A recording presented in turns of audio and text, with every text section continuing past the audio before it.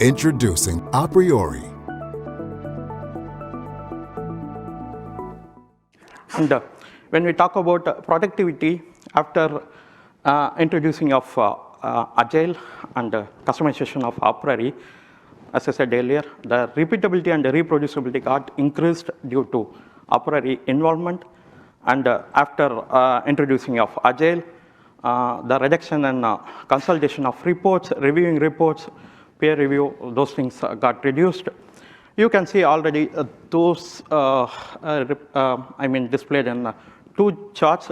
So until 2017-2018, our case lead time was high, and after introducing this Agile and aPriori, our lead time got reduced in a much better way.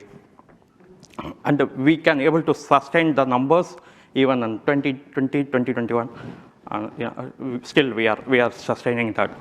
And talking about number of projects, you can see year on year it got increased. aPriori, making profitability and sustainability a reality for a better world.